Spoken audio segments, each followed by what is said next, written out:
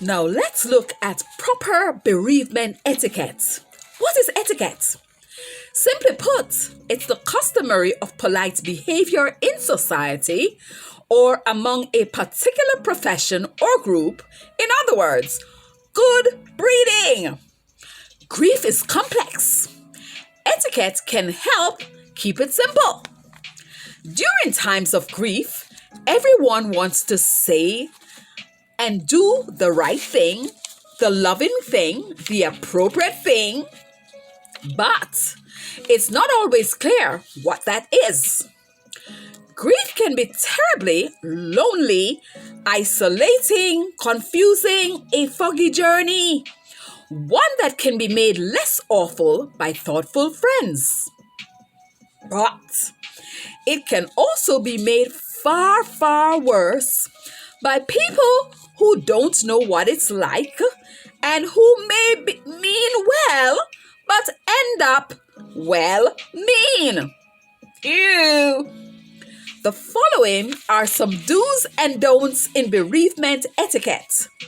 And I'm sure you can add your own experiences. Feel free to put it in the chat if you don't get a chance to say it on the Zoom platform. We'd love to hear it. Anyway, number 1, ask. Do ask what they need and follow their request. If they say they need to be alone for a while, that's what they need. Number 2, send help. Hello? 911. Do contact other friends, religious or community organizations close to the family that might create a regular list of people who bring over food, who will help write thank you notes, who offer to do errands or grocery shop or organize bills. Life stops entirely for grievers in those early weeks and months, but it does not stop for the world. Help them navigate through the bleak upcoming weeks and months in practical ways. Number 3, listen well. Hello? Do read their emotional signals. And if you come by and they just want a hug and cannot speak, do not push them to speak. Sit with them. But do not make them uncomfortable. Don't stay there for weeks. Weeks and weeks. Days and days and weeks. Unless they ask you to. Number 4, food is love. Do speak with food. Even if the grieving are not eating, they have guests who will eat. A lot. 9 nights. At some point, they will eat a bit. Change the culture. Bring something in your hand. Number 5, pain and brain. Do respect boundaries. It is important they talk about their loved ones, but never push it. They will when they're ready. Number 6, building a foundation.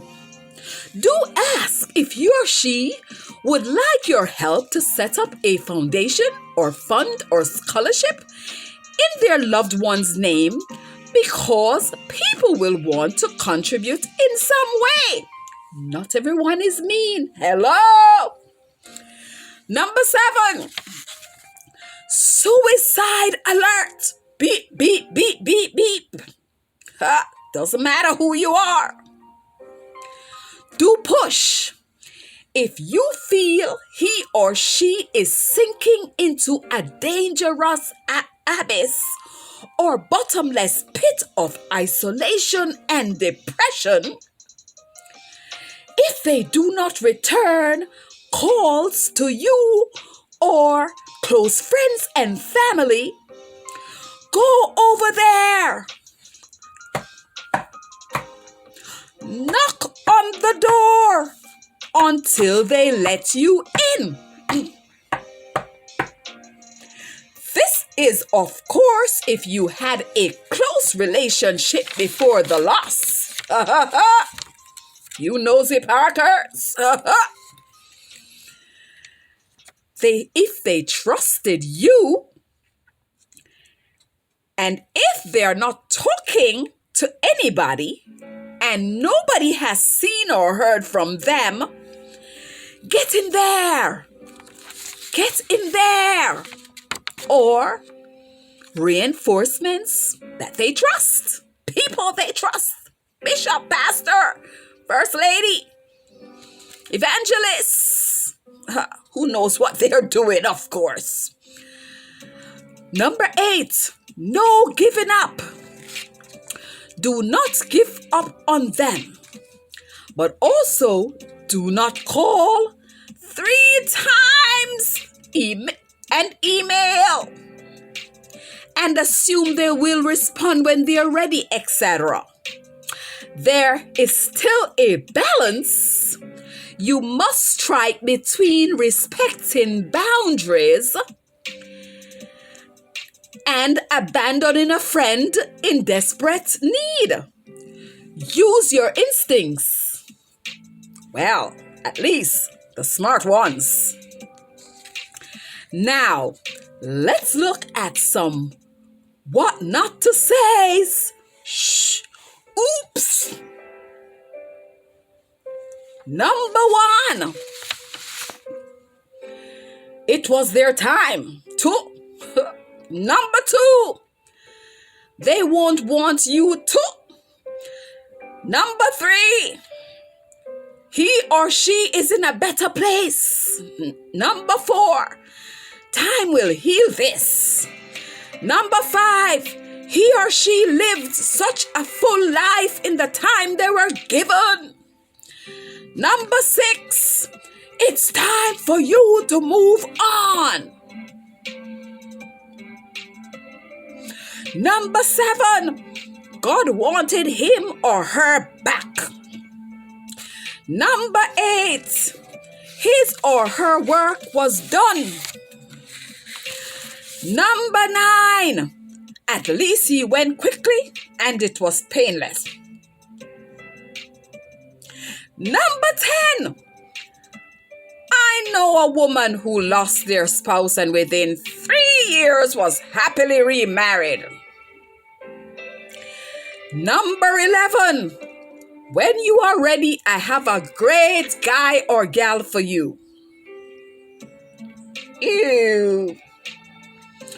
Do you have any to add? Please tell us or add it to the chat conversation. Now, let's look at self-care during grief. Very important. Stay awake. Stay awake. I'm enjoying your company.